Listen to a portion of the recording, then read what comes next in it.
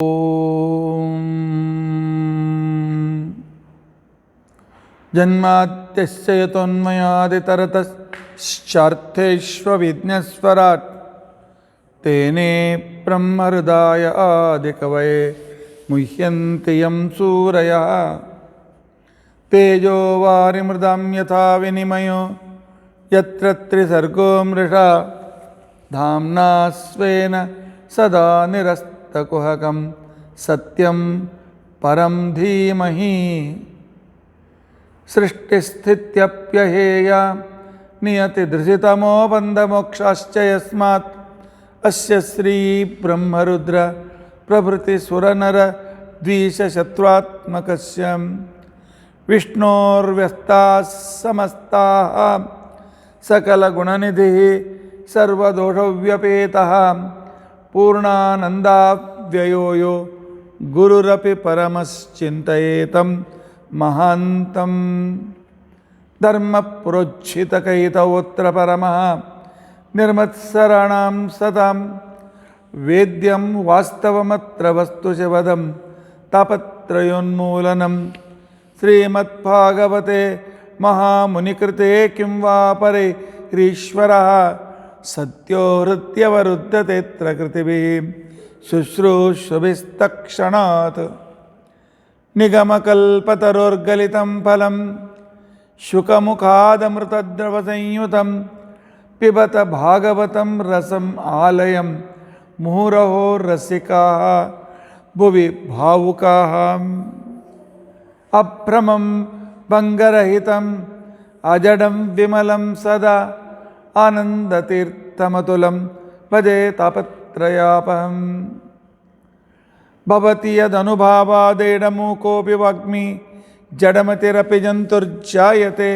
ಪ್ರಾಜ್ಞಮೌಲಿಃ ಸಕಲವಚನಚೇತೋ ದೇವತಾ ಭಾರತೀ ಸಾ ಮಮ ವಚಸಿ ನಿಧತ್ತಾಂ ಸನ್ನಿಧಿಂ ಮಾನಸೇ ಚ ಅಸ್ಮದ್ಗುರುಸಮಾರಂಭಾಂ ಟೀಕಾಕೃತ್ಪಾದಮಧ್ಯಗಾಂ ಶ್ರೀಮದಾಚಾರ್ಯಪರ್ಯಂತಾಂ ವಂದೇ ಗುರುಪರಂಪರಾಂ ವಿದ್ಯಾಯಾಂ ವಿಬುಧಾಚಾರ್ಯಂ ವೇದಜ್ಞಾನಾಪ್ತಿಚಂದಿರಂ ದುರ್ಮತಧ್ವಾಂತಮಾರ್ತಾಂಡಂ ಸತ್ಯಧ್ಯಾನಮುನಿಂ ಭಜೆ ಪಂಚಾಶದ್ವರ್ಷಪರ್ಯಂತಂ ಸತತಂ ರಾಮಪೂಜಕಾಂ ಶ್ರೀ ಸತ್ಯಪ್ರಮೋದಗುರುರಾಟ್ ಭಾಸತಾಂ ನೋ ಹೃದಂಬರೆ ಬಂಧುಸ್ತ್ವಂ ಗುರುರಿಷ್ಟದೈವತಮಿತಿ ತ್ವತ್ಪಾದಪಂಕೇರುಹಂ ಪ್ರಾಪ್ತಂ ಮಾಂ ಪರಿಪಾಲಯೇತಿ ಸತತಂ ಯಾಚೇ ನಿಬದ್ಧಾಂಜಲಿಃ ಚಿತ್ತಂ ಮದ್ಗುಣದೋಷಚಿಂತನವಿದೌ ನೂನಂ ಮನಂ ಮಾಕೃತಾಃ ಶ್ರೀ ಸತ್ಯಾತ್ಮಗುರೋ ತ್ವದಂಗ್ರಿಯುಗಲಂ ಹಿತ್ವಾ ನಮೇ ಸದ್ಗತಿಃ ಯೈರಹಂ ಶುಕವತ್ ಸಮ್ಯಕ್ ಶಿಕ್ಷಿತೋಸ್ಮಿ ಕೃಪಾಲುಭಿಃ ತಾನ್ ವಂದೇ ಧೇನುಪಾಚಾರ್ಯಾನ್ ತತ್ವಜ್ಞಾನಾರ್ಥಸಿದ್ಧಯೇ ಶ್ರೀ ಗುರುಭ್ಯೋ ನಮಃ ಹರಿ ಓಂ ಹರಿ ಓಂ ಹರಿ ಓಂ ಸ್ವಸ್ತಿಸ್ತು ಅಸೇಢ ಸನ್ಮಂಗಲಾನಿ ಸಂತು ಶ್ಲೋಕೈಕಶ್ರವಣಪಠನಮಾತ್ರೇಣ ವಕ್ತುಶ್ಚ ಶ್ರೋತॄಣಾಂ ನಿಖಿಲ ಕಲಿಕೃತ ಕಲ್ಮಷಾಪನೋದನ ಪುಡುತರೆ ಧರ್ಮಾದ್ಯ ಖೇಲಪುರುಷಾರ್ಥ ಸಾಧನೀಭೂತೆ ಅದ್ಯ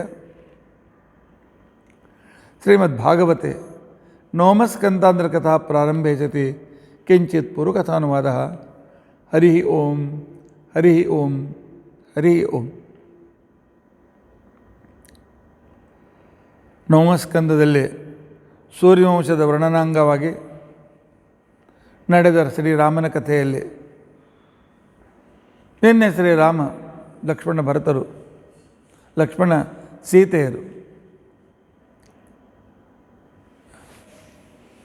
ಸುತೀಕ್ಷ್ಣರ ಆಶ್ರಮದಲ್ಲಿ ಪರಮ ರಾಮಭಕ್ತ ಕಣಕಣದಲ್ಲಿ ರಾಮನನ್ನು ಕೊಂಡು ಹಗಲು ರಾತ್ರಿ ರಾಮನ ಧ್ಯಾನದಲ್ಲೇ ರಕ್ತನಾಗಿರತಕ್ಕಂಥ ವ್ಯಕ್ತಿ ಅವನ ಮೇಲೆ ಅನುಗ್ರಹವನ್ನು ಮಾಡಿದ್ದಾರೆ. ಅವರ ಜೊತೆ ಆನಂತರ ಅಲ್ಲಿರ್ತಕ್ಕಂಥ ವನದಲ್ಲಿರುವತಕ್ಕಂಥ ಋಷಿಮುನಿಗಳಿಗೆ ಅಭಯ ಕೊಟ್ಟಂತೆ, ಅಭಯದ ಮಾತು ಕೊಟ್ಟಂತೆ ಶ್ರೀರಾಮಚಂದ್ರ 10 ವರ್ಷ ಸಂಪೂರ್ಣವಾಗಿರ್ತಕ್ಕಂತಹ ಅಯೋಧ್ಯೆಯ ಸಮೀಪದಲ್ಲಿದ್ದ ಚಿತ್ರಕೂಟದಿಂದ ಪ್ರಾರಂಭಿಸಿ ವಿಂಧ್ಯ ಪರ್ವತದವರೆಗೆ, ವಿಂಧ್ಯ ಪರ್ವತವನ್ನು ದಾಟಿ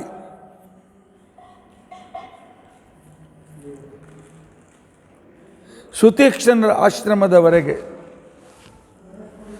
ಎಷ್ಟು ಜನ,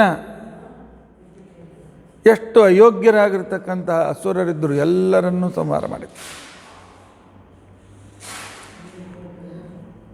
ಇಷ್ಟು ಮಾಡುವುದಕ್ಕೋಸ್ಕರ ಶ್ರೀರಾಮಚಂದ್ರನಿಗೆ 10 ವರ್ಷಗಳು ಬೇಕಾಗಿದೆ. ಮನಸ್ಸು ಮಾಡಿದರೆ ಒಂದೇ ದಿವಸ ಇಲ್ಲ. ಸಜ್ಜನರ ಸಂಗತಿ, ಎಷ್ಟು ಋಷಿಗಳು, ಎಷ್ಟು ಜನ ಸಾಧಕರು, ಎಷ್ಟು ಜನ ಶ್ರೀರಾಮನ ದರ್ಶನವನ್ನು ಬಯಸ್ತಾ ಇದ್ದರು. ಎಲ್ಲರಿಗೂ ತನ್ನ ದರ್ಶನವನ್ನು ಕೊಡ್ತಾ ಕೊಡ್ತಾ ಕೊಡ್ತಾ ಶ್ರೀರಾಮಚಂದ್ರ 10 ವರ್ಷಗಳನ್ನು ಅಲ್ಲಿ ಕಳೆದಿದ್ದ. ಇಲ್ಲಿಗೆ ಸಾಧಾರಣ ವನವಾಸ ಪ್ರಾರಂಭವಾಗಿ 10.5 ವರ್ಷ ಆಗಿರಬೇಕು. ತತ್ರ ಸಂವಸತಸ್ಯ ಮುನೀನಾಂ ಆಶ್ರಮೇಶು ವೈ ರಮತಃ ಚ ಅನುಕೂಲ್ಯೇನ ಯಯುಃ ಸಂವತ್ಸರಾಃ 10. ವಾಲ್ಮೀಕಿ ರಾಮಾಯಣ ಹೇಳ್ತದೆ 10 ವರ್ಷ ಅಲ್ಲಿ ಕಳೆದು ಹೋಗಿದೆ. ಹೀಗೆ ಮಾತನಾಡ್ತಾ ಇರುವಾಗ ಸುತೀಕ್ಷ್ಣರು ತಮ್ಮ ಗುರುಗಳಾಗಿರತಕ್ಕಂಥ ಅಗಸ್ತ್ಯರ ಬಗ್ಗೆ, ಅವರ ಮಹಿಮೆಯ ಬಗ್ಗೆ ವಿವರಣೆಯನ್ನು ಮಾಡ್ತಕ್ಕಂಥ ಸಂದರ್ಭದಲ್ಲಿ ಆಗ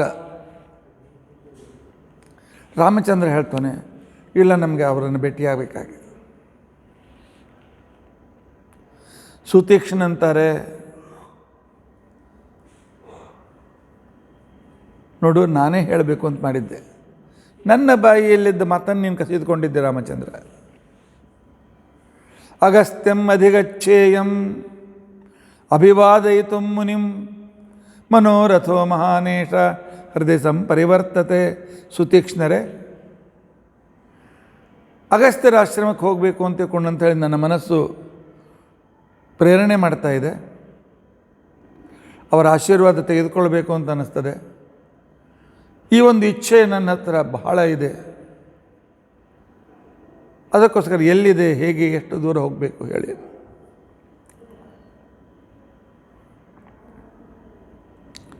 ನೋಡಪ್ಪ, ಇಲ್ಲಿಂದ ನಾನೇನು ಕಳಿಸ್ಬೇಕು ಅಂತ ಮಾಡಿದ್ದೆ, ಇಲ್ಲಿಂದ 4 ಯೋಜನೆಗಳ ನಂತರ, 4 ಯೋಜನೆ ಅಂತಂದರೆ 48 ಮೈಲ್ ಆದ ಮೇಲೆ ಅಲ್ಲಿ ಅಗಸ್ತ್ಯರ ತಮ್ಮನ ಆಶ್ರಮ ಇದೆ.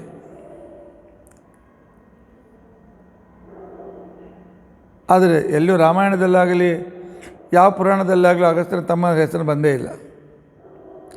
ವರ್ಣನೆ ಮಾಡುವಾಗ ಮಹಾಪುಣ್ಯವಂತ ಅಂತ, ಪುಣ್ಯಕರ್ಮ ಅಂತ ತಿಳ್ಕೊಂಡು ವರ್ಣನೆ ಮಾಡಿದ್ದಾರೆ. ಬಹುಶಃ ಪುಣ್ಯಕರ್ಮ ಇದ್ರೂ ಇರಬೇಕು, ಗೊತ್ತಿಲ್ಲ.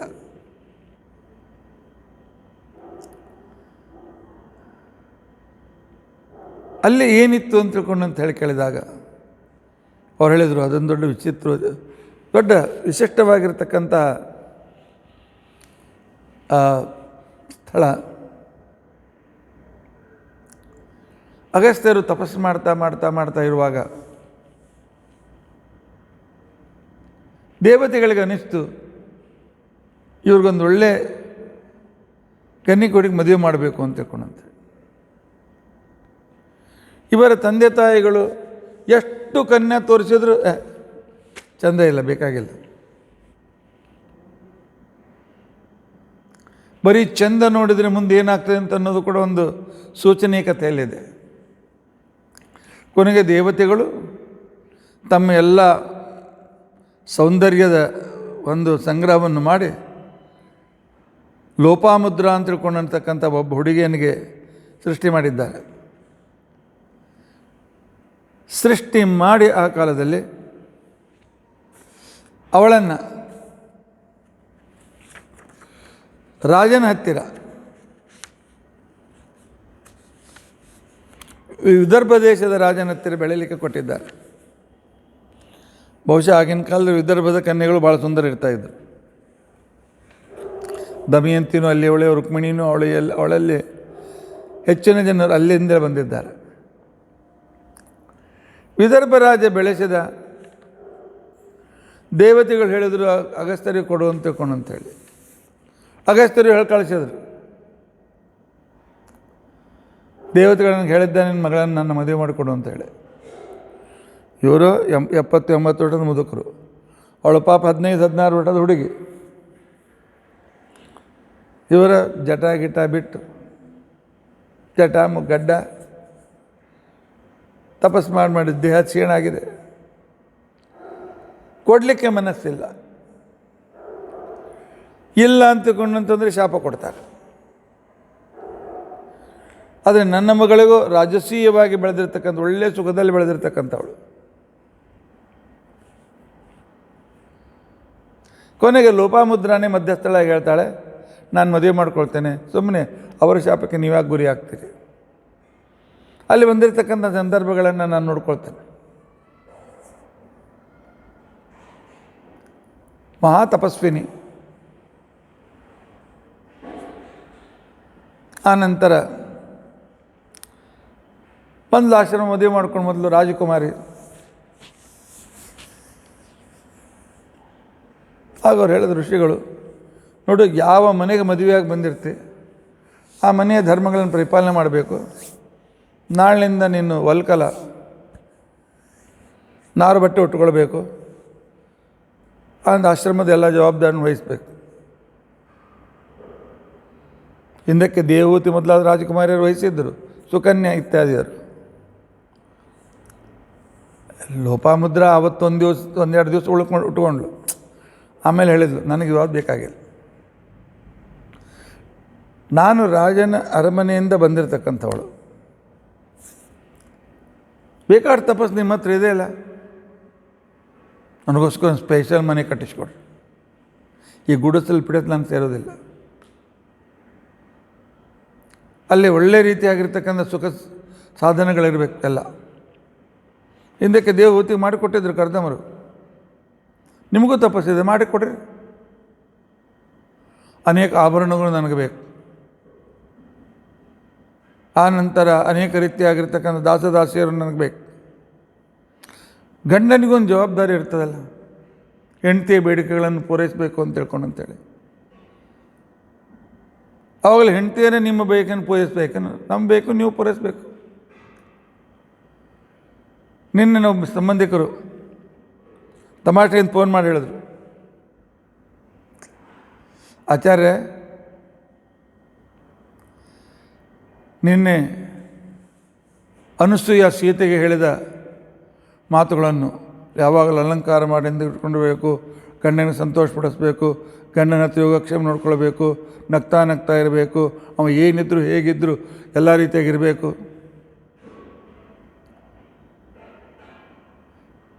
ಇದೇ ರೀತಿ ಹೆಣ್ಮಕ್ಳಿಗೇನು ಉಪದೇಶ ಇರ್ತದಲ್ಲ. ಗಂಡಸರು ಈಗ ರೀತಿಯಾಗಿ ಹೆಂಡತಿಗೆ ಅನುಕೂಲವಾಗಿರಬೇಕು ಅಂತೇಳಿ ಒಂದಾದ್ರೂ ಕಥೆ ನಿಮ್ಮ ಪುರಾಣದಲ್ಲಿಲ್ಲೇನು? ಇದೇ ರೀತಿಯಾಗಿ ನೀವು ಹೇಳ್ಕೋತಿದ್ರೆ ನಾಳೆ ಸ್ತ್ರೀ ಮುಕ್ತಿ ಮೋರ್ಚಾದವರು ನಿಮ್ಮ ವಿದ್ಯಾಪೀಠದ ಮೇಲೆ ಮೋರ್ಚಾ ಬಂದಾರು ನೋಡ್ರಿ ಅಂತೇಳಿ ತಮಾಷೆಯಿಂದ ಹೇಳಿದ್ರು. ಎಲ್ಲ ಹೆಣ್ಮಕ್ಳಿಗೆ ಹಾಗೆ ಮಾಡಿರಿ, ಹೇಗೆ ಮಾಡಿರಿ, ಆ ಬಂಧನದಲ್ಲಿ ಈ ಬಂಧನದಲ್ಲಿರಿ ಅಂತೇಳಿ. ಸ್ತ್ರೀ ಮೋರ್ಚಾದವರು ನಿಮ್ಮ ಏನಾದ್ರು ವಾಟ್ಸಪ್ ನಿಮ್ಮ ವಿಡಿಯೋ ನೋಡಿದರೆ ನಿಮ್ಮ ಮೇಲೆ ಮೋರ್ಚಾ ಬರ್ತಾರೆ ನೋಡ್ರಿ ಅಂತಕೊಂಡಂತೆ. ನಾ ಹೇಳಿದೆ, ಬರಲಿ ಅವ್ರಿಗೆ ನಾ ಪುರಾಣವಾದ ಎದುರುಗಿಡ್ತೀನಿ, ನೀವು ಅವ್ರ ಮೇಲೆ ಕೇಸ್ ಹಾಕ್ರಿ ಅಂತ ಹೇಳ್ತೇನೆ, ವೇದವ್ಯಾಸದೇವ್ರ ಮೇಲೆ ಕೇಸ್ ಹಾಕ್ರಿ. ಆದರೆ ಇವತ್ತಿನ ಕಥೆ ಕೇಳಿದ ಕ್ಷಣಕ್ಕೇ ಅವರು ಇಂಥವು ಕಥೆಗಳವ ಅಂತಕೊಂಡಂತೇಳಿ. ಅವಳು ಇಲ್ಲ, ನಾನು ರಾಜ್ಕುಮಾರ್ ಹೆಂಗನೇ ಇರೋಕ್ಕೆ.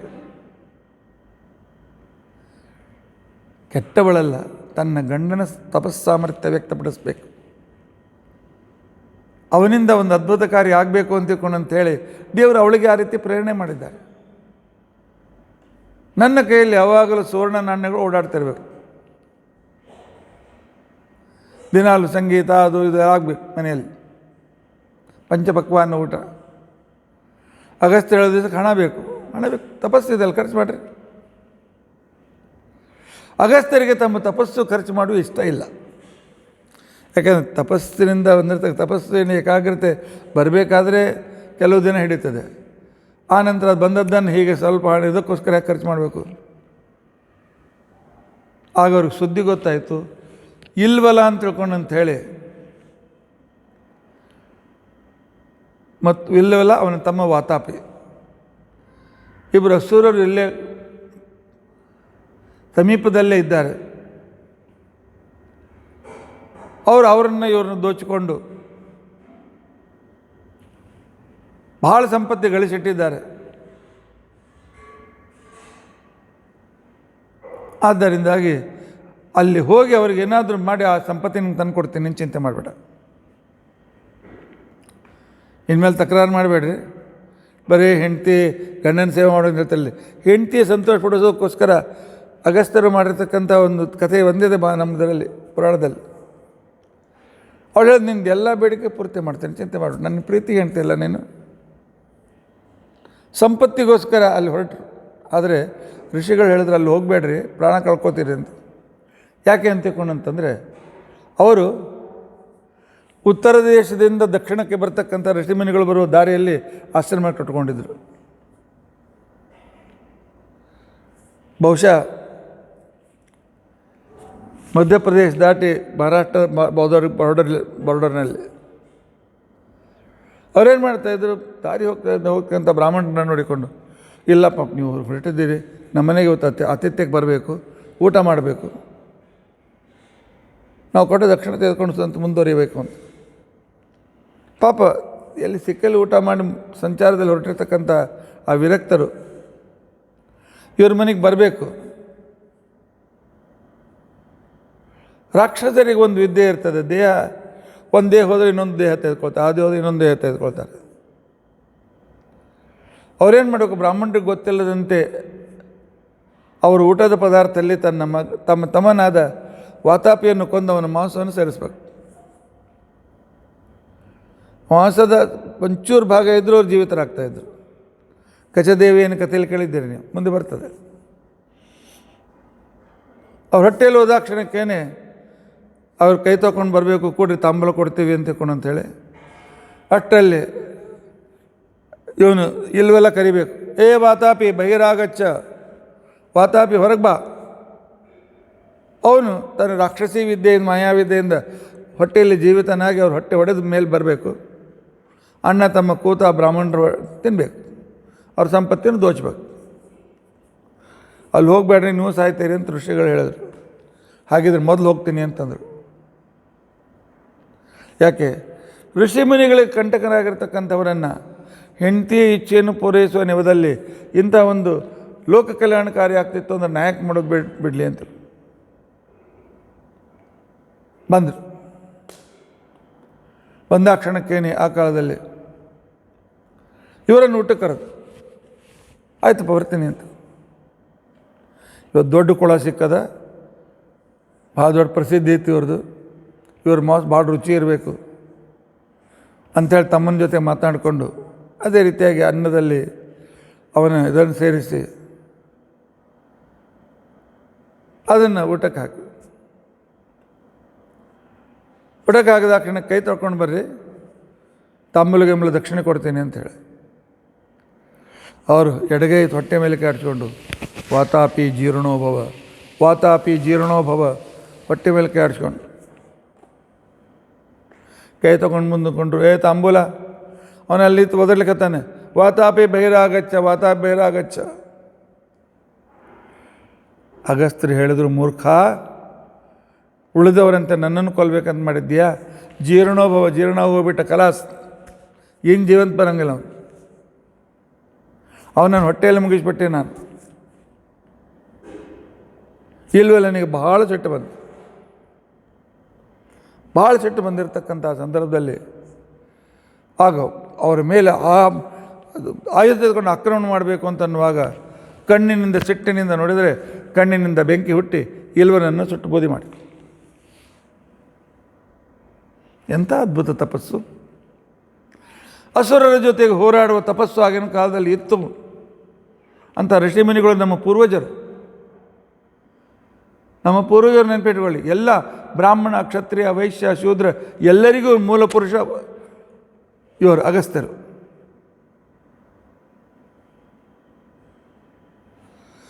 ಮೂಲಪುರುಷರಾಗಿರ್ತಕ್ಕಂಥ ಸಂದರ್ಭದಲ್ಲಿ ಅವರ ಅದ್ಭುತವಾಗಿರ್ತಕ್ಕಂಥ ಅನೇಕ ಕಥೆಗಳಿವೆ, ಅನೇಕ ಮಹಿಮೆಗಳಿವೆ ಅಂತ ಹೇಳ್ತಾರೆ.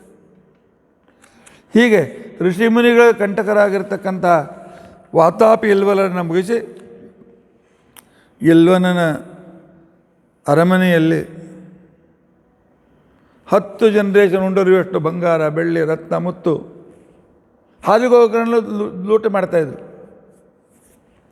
ಎಲ್ಲ ತಂದು ಲೋಪಾಮುದ್ರ ಅವ್ರ ಹೆಂಡತಿ ಕೊಟ್ಟು ಬಿಟ್ಟಿದ್ದಾರೆ. ನೋಡಿ, ಹೆಂಡತಿ ಸಂತೋಷದಿಂದ ಇರಬೇಕು. ಈಗ ಸಂತೋಷದಿಂದ ಇರ್ತೀಯಲ್ಲ ಅಂದರೆ ಮನೆಯೊಳಗೆ ಹೆಂಡತಿ ನಕ್ಕೋತಿದ್ರೆ ಗಂಡನ ಶ್ರಮ ಎಲ್ಲ ಹೋಗ್ತದಂತ. ನೀ ಸಿಡಿ ಮಾಡ್ತಿದ್ರೆ ನಮ್ಮ ಸಂಸಾರನ ಆ ಸಂಸಾರ ನರಕನೇ. ಎಲ್ಲಿ ಹೆಂಡತಿಯರು ತೃಪ್ತರಾಗಿ ಯಾವ ಮನೆಯಲ್ಲಿ ಇರ್ತಾರೆ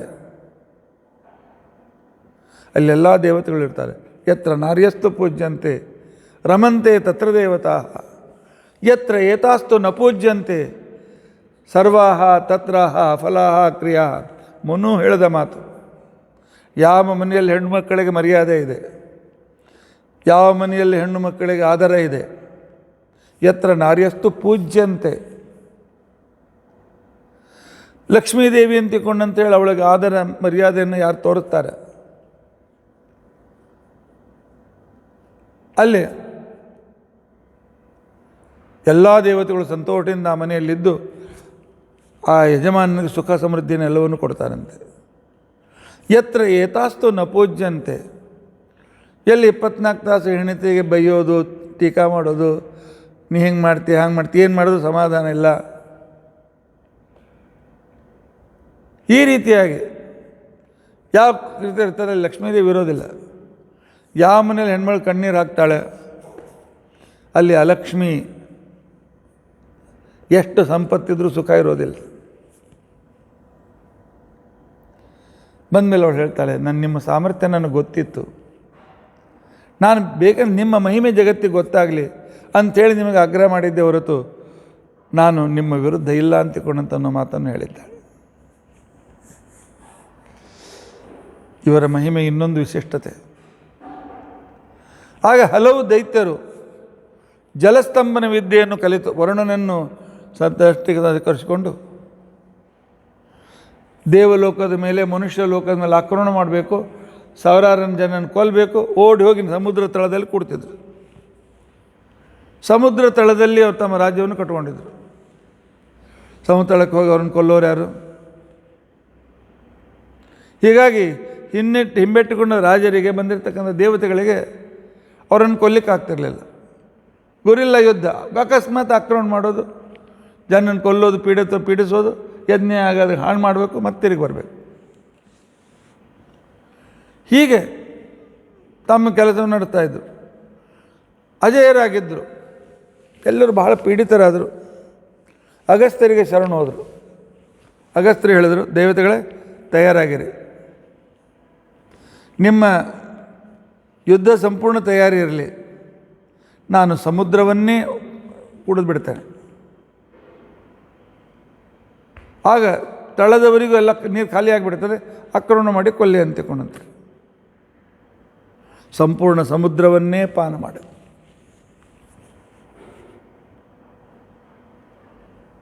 ಎಂಥ ಅದ್ಭುತ! ಏನ್ರಿ ಆಚಾರ್ಯ, ಕಾಲ್ಪನಿಕ ಕಥೆ ಹೇಳ್ತಾರೆ. ಕಾಲ್ಪನಿಕ ಕಥೆ ಅಲ್ಲ, ಒಟ್ಟು ತಮ್ಮ ತಪಸ್ಸಿನಿಂದ ಸಮುದ್ರವನ್ನು ಒಣಗಿಸಿದರು. ತಪಸ್ಸಾಮರ್ಥ್ಯದಿಂದ ಅದನ್ನು ಸ್ವಲ್ಪ ಒಂದು ಲೋಟದಷ್ಟು ಮಾಡಿ ಕುಡಿದಿರಲಬಹುದು. ವೇದಗಳು ಈ ಮಾತನ್ನು ಹೇಳ್ತವೆ. ವೇದಗಳಲ್ಲಿ ಅಗಸ್ತ್ಯರ ವರ್ಣನೆ ಭಾಳ ಬರ್ತಾರೆ. ದೇವತೆಗಳು ಅಗಸ್ತ್ಯರ ಮೇಲೆ ಆಕ್ರಮಣ ಸಂಹಾರ ಮಾಡಿದರು.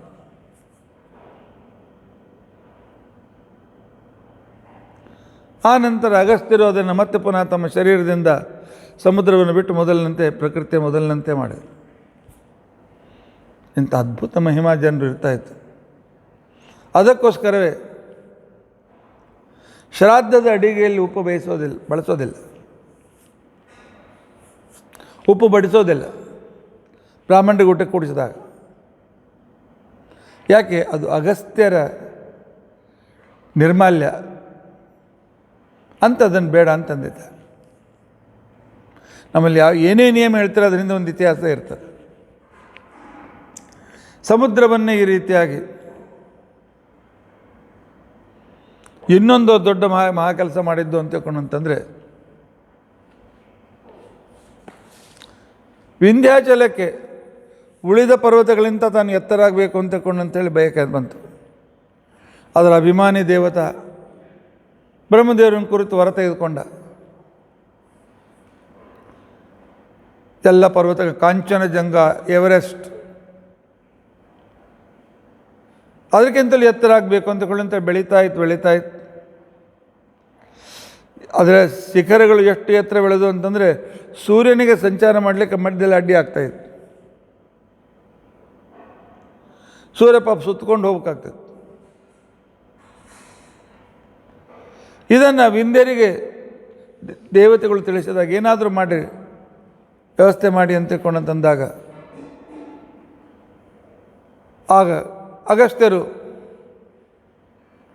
ವಿಂಧ್ಯ ಪರ್ವತದ ಕಡೆಗೆ ಹೊರಟಿದ್ದಾರೆ.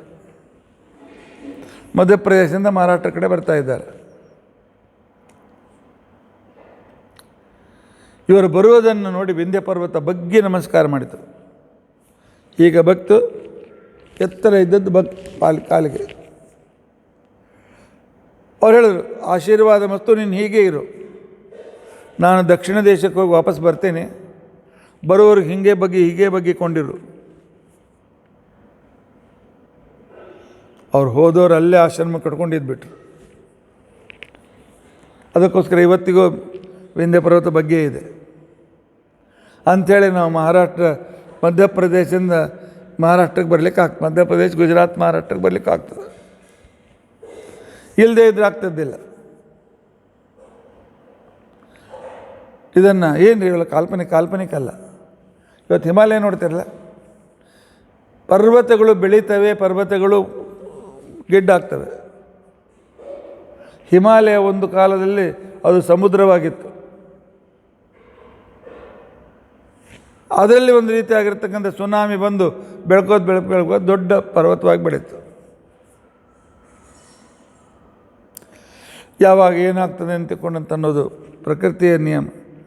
ಇಂಥ ವಿಂಧ್ಯ ಪರ್ವತದ ಬೆಳವಣಿಗೆಯನ್ನು ನಿಲ್ಲಿಸಿ ಸಂಪೂರ್ಣ ಭಾರತ ದೇಶದಲ್ಲಿ ಎಲ್ಲರೂ ತಿರುಗಾಡುವಂತೆ ಮಾಡಿರ್ತಕ್ಕಂಥ ಮಹಾನುಭಾವರು, ಮಹಾನ್ ಸಾಮರ್ಥ್ಯ ಇರತಕ್ಕಂಥ ವ್ಯಕ್ತಿಗಳು ಅಗಸ್ತ್ಯರು. ಅಗಸ್ತ್ಯ ಲೋಪಾಮುದ್ರ ಜಗತ್ತಿಗೆ ಅತ್ಯಂತ ಆದರ್ಶ ಸ್ತ್ರೀಯರು. ಆದ್ದರಿಂದಾಗಿ ನೀವು ಅವರ ಆಶ್ರಮಕ್ಕೆ ತಪ್ಪದೇ ಹೋಗಿ. ಸುತೀಕ್ಷ್ಣ ಹೇಳ್ತಾರೆ, ಅವಶ್ಯವಾಗಿ ಹೋಗಿ ಅಂತ ಹೇಳಿದಾಗ ಅಲ್ಲಿಂದ ಹೊರಟು ಅವರ ತಮ್ಮನ ಆಶ್ರಮದಲ್ಲಿ ಒಂದು ದಿವಸ ವಾಸ ಮಾಡ್ತಾರೆ ರಾಮ, ಲಕ್ಷ್ಮಣ, ಸೀತೆಯರು. ಆಗ ಅವ್ರ ತಮ್ಮ ಹೇಳ್ತಾನೆ, ಅವಶ್ಯವಾಗಿ ನಮ್ಮ ಅಣ್ಣನ ಭೇಟಿಯಾಗಿ. ಅಗಸ್ತ್ಯಂ ನಿಹತಾಹಾರ ಅತ್ರ ದೇವಾ ಸಗಂಧರ್ವಾ. ಅಗಸ್ತ್ಯರ ಆಶ್ರಮ ಅಂತಂದರೆ ಎಂಥ ಅದ್ಭುತ. ದೇವತೆಗಳು ಬಂದಲ್ಲಿ ತಪಸ್ಸು ಮಾಡ್ತಾರೆ. ತಮ್ಮದೇನು ಕೆಲವು ಪ್ರಾರಬ್ಧ ಸಾಧನೆ ಬಾಕಿ ಇರ್ತದೆ. ಅತ್ರ ದೇವಾ ಸಗಂಧರ್ವಾ, ಗಂಧರ್ವರು, ಸಿದ್ಧರು, ಸಾಧ್ಯರು ಅಗಸ್ತ್ಯರ ಸೇವೆಯನ್ನು ಮಾಡ್ತಾ ಇಂದ್ರಿಯ ನಿಗ್ರಹವುಳ್ಳವರಾಗಿ, ಅಲ್ಪಾಹಾರಿಗಳಾಗಿ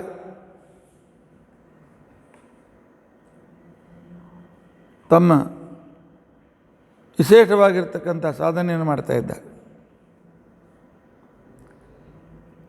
ಸುಳ್ಳು ಹೇಳುವನು ಈ ಆಶ್ರಮದಲ್ಲಿ ಇದ್ದರೆ ಅವನು ಇಮಿಡಿಯೇಟ್ಲಿ ಸತ್ತು ಹೋಗ್ಬಿಡ್ತಾನೆ. ನಾತ್ರ ಜೀವೇತ್ ಮೃಷಾವಾದಿ. ಸುಳ್ಳು ಅಂದರೆ ಸಾಮಾನ್ಯ ಸುಳ್ಳಲ್ಲ, ಮೃಷ ಅಂತ್ಯಗಳು ಅಶಾಸ್ತ್ರೀಯವಾದ ಮಾತುಗಳು. ಶಾಸ್ತ್ರ ಸತ್ಯ, ಆನಂತರ ಶಾಸ್ತ್ರದ ವಿರುದ್ಧವಾಗಿರ್ತಕ್ಕಂಥ ಮಾತುಗಳು, ವ್ಯವಹಾರಗಳು. ಅಂದರೆ ಶಾಸ್ತ್ರ ವಿರುದ್ಧವಾಗಿ ಏನಾದರೂ ಅಲ್ಲಿ ಯಾವುದಾದ್ರೂ ವ್ಯಕ್ತಿ ಆಗ್ರಹ ಮಾಡ್ತಾ ಇದ್ದರೆ ಹೊರಟೋಗ್ಬಿಡ್ತಾನಂತ. ಅದಕ್ಕೋಸ್ಕರವೇ ನಮ್ಮಲ್ಲಿ ಅನೃತಾತ್ ಅಮೃತಂ ಗಮಯ, ಸುಳ್ಳು ಅಯೋಗ್ಯವಾಗಿರ್ತಕ್ಕಂತಹ ವಿಷಯಗಳಕ್ಕೆ ಜ್ಞಾನಕ್ಕಿಂತಲೂ ಉತ್ತಮವಾಗಿರ್ತಕ್ಕಂಥ ಜ್ಞಾನದ ಕಡೆಗೆ ನನ್ನನ್ನು ಕರೆದುಕೊಂಡು ಹೋಗು ಅಂತ ತಿಳ್ಕೊಂಡು ಅಂತೇಳಿ ಹೇಳ್ತಕ್ಕಂಥ ಕ್ರಮ. ಕುರೂರವ ಯದಿವಾ ಶಟಃ, ಕುರೂರ್ನಾಗ ಯಾರಾದರೂ ಹಿಂಸಿಸಿದರೆ ಅಲ್ಲೇ ಪ್ರಾಣ ಹೋಗಿಬಿಡ್ತದೆ. ದಂಬಾಚಾರಿಗೆ ಇಲ್ಲ, ಇವರ ಆಶ್ರಮದಲ್ಲಿ ಸ್ಥಾನ ಇಲ್ಲ. ಹಿಂಸೆ ಮಾಡ್ತಕ್ಕಂಥ ಹಿಂಸಾ ಸ್ವಭಾವದ ಮನೆಗೆ ಇವರು ಆಶ್ರಮದಲ್ಲಿ ಪ್ರವೇಶವೇ ಇಲ್ಲ.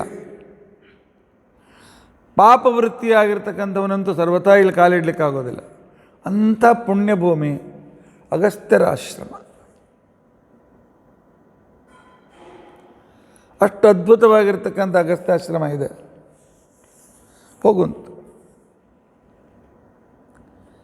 ಅಷ್ಟೇ ಅಲ್ಲ, ವಿಶೇಷ ಪುಣ್ಯ ಪ್ರಾರ್ಥಿಯನ್ನು ಮಾಡೋದಕ್ಕೋಸ್ಕರ ದೇವತೆಗಳು, ಯಕ್ಷರು, ನಾಗರು, ಪಕ್ಷಿಗಳು ಎಲ್ಲರೂ ಬಂದಿಲ್ಲಿ ತಪಸ್ಸು ಮಾಡ್ತಾರೆ. ಸಿದ್ಧ ಸಾಧ್ಯರು ಇಲ್ಲಿ ತಮ್ಮ ಹೇಗೆ ಕೊನೆ ಕಾಲದಲ್ಲಿ ಕಾಶಿಯಲ್ಲಿ ಹೋಗಿರಬೇಕು ಅಂತಿದೆ, ಇಲ್ಲಿ ಬಂದು ಸಾಧನೆಯನ್ನು ಮಾಡಿ ದೇಹ ಬಿಟ್ಟರೆ ಉತ್ತಮವಾಗಿರ್ತಕ್ಕಂಥ ಲೋಕಕ್ಕೆ ಹೋಗ್ತಾರೆ, ಸದ್ಗತಿಗೆ ಹೋಗ್ತಾರೆ. ಅಂಥ ಅಗಸ್ತ್ಯರ ಆಶೀರ್ವಾದ ನಿಮಗೆ ಬೇಕು, ಮುಂದೆ ಹೋಗ್ರಿ ಅಂತ ತಿಳ್ಕೊಂಡಂತೆ ಮರುದಿವಸ ಕಳಿಸಿಕೊಟ್ಟಿದ್ದ. ಬಂದು ಆಶ್ರಮದ ಹೊರಗಿರ್ತಕ್ಕಂಥ ವ್ಯಕ್ತಿಗಳಿಗೆ ನಾವು ರಾಮ ಲಕ್ಷ್ಮಣ ಅಂತನೂ ಬಂದಿದ್ದೇವೆ ತಿಳಿಸಿ ಅಂತ ತಿಳ್ಕೊಂಡಂತೆ ಅಗಸ್ತ್ಯರಿಗೆ ತಿಳಿಸಿದಾಗ ಅಗಸ್ತ್ಯರು ತಾವೇ ಖುದ್ದಾಗಿ ಬಂದು ರಾಮ ಲಕ್ಷ್ಮಣ ಸೀತೆಯರನ್ನು ಕರೆದುಕೊಂಡೋಗಿ ಅವರಿಗೆ ಬೇಕಾದ ಅನುಕೂಲತೆಯನ್ನು ಮಾಡಿಕೊಟ್ಟು ರಾಮನಿಗೆ ಅರ್ಘ್ಯಪಾದ್ಯಾದಿಗಳಿಂದ ಪೂಜೆಯನ್ನು ಮಾಡಿ ಅಗ್ನಿಯನ್ನು ಪ್ರಜ್ವಲಿಸಿ ಅಗ್ನಿಯಲ್ಲಿ ಆಹುತಿಯನ್ನು ಹಾಕಿ ಆ ಕಾಲದಲ್ಲಿ ಅತಿಥಿಯ ಸೇವೆಯನ್ನು ಮಾಡಿದ್ದಾರೆ.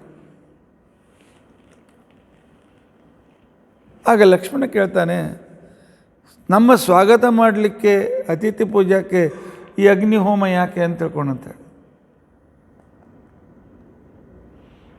ಆಗ ಅಗಸ್ತ್ಯರು ಹೇಳ್ತಾರೆ, ನೋಡಪ್ಪ, ನಾವೆಲ್ಲರೂ ಅಗ್ನಿ ಸಾಕ್ಷಿಯಾಗಿಯೇ ಪ್ರತಿಯೊಂದು ಕಾರ್ಯವನ್ನು ಮಾಡಬೇಕು. ಅಗ್ನಿ ಸಾಕ್ಷಿಯಾಗಿಯೇ ಗುರುಕುಲಕ್ಕೆ ಹೋಗೋದು ಉಪನಯನ, ಅಗ್ನಿ ಸಾಕ್ಷಿಯಾಗಿಯೇ ವೇದಾಧ್ಯಯನ, ಸ್ನಾನ ಸಂಧ್ಯಾ ವಂದನೆ ಅಗ್ನಿ ಕಾರ್ಯ ಮಾಡಿ ವೇದಾಧ್ಯಯನ ಕೊಡಬೇಕು. ಅಗ್ನಿ ಸಾಕ್ಷಿಯಾಗಿಯೇ ಮದುವೆ, ಅಗ್ನಿ ಸಾಕ್ಷಿಯಾಗಿಯೇ ಸಾಲ ತೆಗೆದುಕೊಳ್ಳೋದು, ಅಗ್ನಿ ಸಾಕ್ಷಿಯಾಗಿ ಸಾಲ ತೀರಿಕೊಡೋದು. ಸಂಸ್ಕೃತದಲ್ಲಿರ್ತಕ್ಕಂಥ ಧರ್ಮಶಾಸ್ತ್ರ ಪುಸ್ತಕದಲ್ಲಿ ಅಗ್ನಿ ಸಾಕ್ಷಿಯಾಗಿ ಆಗಿನ ಕಾಲದಲ್ಲಿ ಸಾಕ್ಷಿ ಹೇಳಲಿಕ್ಕೆ ಬಂದಿರತಕ್ಕಂಥವರಿಗೆ ಆಗಿನ ಕಾಲಕ್ಕೆ ನ್ಯಾಯಾಲಯಗಳಿದ್ದವು. ಸಾಕ್ಷಿ ಹೇಳ್ತಕ್ಕಂಥ ಬಂದವ್ರಿಗೆ ಏನು ಮಾಡ್ತಾಯಿದ್ರು, ಒಂದು ವಿಶಿಷ್ಟವಾಗಿರ್ತಕ್ಕಂಥ ಕಬ್ಬಿಣದ ಒಂದು ರೋಲ್, ಒಂದು ಗುಂಡು ಬಾಲ್ ಕೆಂಡದಂತೆ ಕಾಯಿಸ್ತಾಯಿದ್ರು. ಕಾಯಿಸಿ ಹೇಳ್ತಿದ್ರು, ಸತ್ಯ ಹೇಳಿದರೆ ಇದು ನಿಮ್ಗೆ ಕೈ ಸುಡೋದಿಲ್ಲ, ಅಸತ್ಯ ಹೇಳಿದರೆ ಕೈ ಸುಡ್ತದೆ. ಅದರಿಂದ ಇವನು ಸುಳ್ಳು ಹೇಳ್ತಾ ಇದ್ದಾನೆ ಸತ್ಯ ಹೇಳ್ತಾ ಇದ್ದಾನೆ ಡಿಸೈಡ್ ಮಾಡ್ತಾಯಿದ್ರು. ಇದಕ್ಕೆ ಅಗ್ನಿ ಸಾಹಸ ಅಂತ ತಿಳ್ಕೊಂಡು ಅಂತೇಳಿ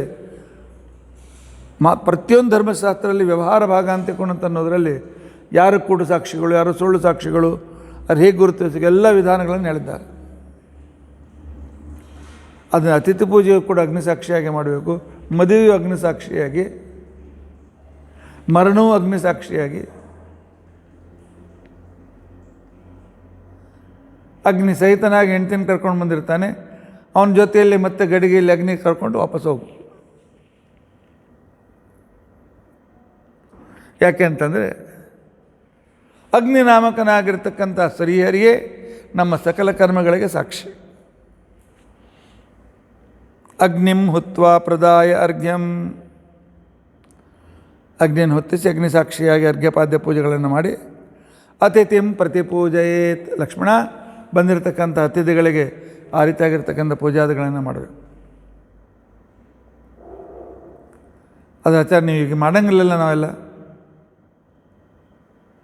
ಹೋಗಲಿ ಅಗ್ನಿ ಸಾಕ್ಷಿಯಾಗಿ ಮಾಡದೇ ಇದ್ದರೂ ಏನೇ ಇರಲಿ, ಅತಿಥಿ ಪೂಜೆ ಮಾಡುವಾಗ ಶ್ರಾದ್ದದಲ್ಲಿ ಮಾಡುವಾಗ ದೀಪ ಹಚ್ಚಿಡ್ತಾರೆ. ಪಿತೃದೇವತೆಗಳಿಗೆ ದೀಪ, ಆನಂತರ ಅವ್ರಿಗೆ ದೀಪ, ಪಿಂಡದಲ್ಲಿ ಎದುರಿಗೆ ದೀಪ, 3 ಜೋಡಿ ದೀಪ ಬೇಕಾಗ್ತದೆ. ಒಂದೇ ತಂದು ಇಡ್ತಾರಲ್ಲಿ, ಒಂದು ನಿಷಿದ್ಧ.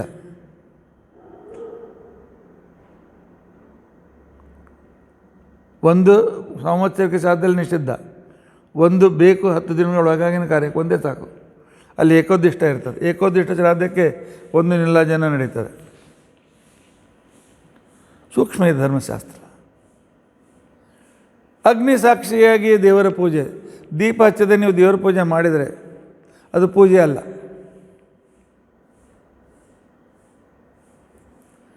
ದೀಪ ಹಚ್ಚಿಯೇ ದೇವರ ಹೆಣ್ಣು ಮಕ್ಕಳು ಮಾಡ್ತಕ್ಕಂಥ ಪೂಜಾದಿಗಳು ಕೂಡ ಅಗ್ನಿ ಎದುರಿಗೇನೆ. ಯಾಕೆಂದರೆ ಅಗ್ರಣಿತ್ವಾತ್ ಸರ್ವೋತ್ತಮನಾದ್ದರಿಂದಾಗಿ ಅಗನೇತೃತ್ವಾತ್ ಜಡಕ್ಕೂ ಕೂಡ ಪ್ರೇರಣೆಯನ್ನು ಕೊಡ್ತಕ್ಕಂತಹ, ಎಲ್ಲರಿಗೂ ಕೂಡ ಸ್ವಾಮಿ ಆದ್ದರಿಂದಾಗಿ ಅಗ್ನಿನಾಮಕನಾಗಿರ್ತಕ್ಕಂಥ ಪರಮಾತ್ಮ ಅವನ ಸಾಕ್ಷಿಯಾಗಿ ಸಕಲ ಕಾರ್ಯಗಳನ್ನು ಮಾಡಬೇಕು. ಅನ್ಯಥಾ ಖಲು ಕಾಕುಸ್ತ, ಒಂದು ವೇಳೆ ಅಗ್ನಿಸಾಕ್ಷಿಯಾಗಿ ನೀಲಾಜನ ಹಚ್ಚದೆ ಏನಾದರೂ ಧರ್ಮಕರ್ಮವನ್ನು ಮಾಡಿದರೆ ದುಸ್ಸಾಕ್ಷೀವ ಪರೇ ಲೋಕೆ, ಅಸಾಕ್ಷಿಕವಾಗಿ ಸಾಕ್ಷಿ ಇಲ್ಲದೆ ಮಾಡಿದ ಕಾರ್ಯದಿಂದಾಗಿ ಅವನು ನರಕದಲ್ಲಿ ಅವನದೇ ಮಾಂಸ ಕಿತ್ತಿ ಅವನು ತಿನ್ನಲಿಕ್ಕೆ ಹತ್ತಾರಂತೆ. ನೀವು ಮುಚ್ಚುಮರೆ ಮಾಡಿದ್ದೀಯಲ್ಲ, ಅದಕ್ಕೆ ನಿನ್ನ ಮಾಂಸ ನೀನೇ ತಿನ್ನು ಅಂತ ತಿಳ್ಕೊಂಡು. ಅದರಲ್ಲೂ ಕೂಡ ನೋಡಪ್ಪ, ನೀವು ನಮ್ಮ ರಾಜರು ಆಗಿನ ಕಡೆ ರಾಜ್ಯಗಳಲ್ಲಿ, ಪ್ರಜೆಗಳಲ್ಲಿ, ರಾಜರಲ್ಲಿ, ಪುರೋಹಿತರಲ್ಲಿ, ರಾಜರಲ್ಲಿ, ಬ್ರಾಹ್ಮಣರಲ್ಲಿ ಒಂದೇನು ಸಾಮಂಜಸ್ಯ ಇತ್ತು. ಆ ಸಾಮಂಜಸ್ಯವನ್ನು ಅರ್ಥ ಮಾಡಿಕೊಳ್ಬೇಕು. ಯಾಕೆ ಇವತ್ತಿನ ದಿವಸ ನಮ್ಮ ದೇಶದಲ್ಲಿ ಮೇಲಿನ ಮೇಲೆ ಬರಗಾಲಗಳು? ಯಾಕೆ ನಮ್ಮ ದೇಶದಲ್ಲಿ ಇಷ್ಟೆಲ್ಲ ಅನೇಕ ಅನಾಹುತಗಳು? ಯಾಕೆ?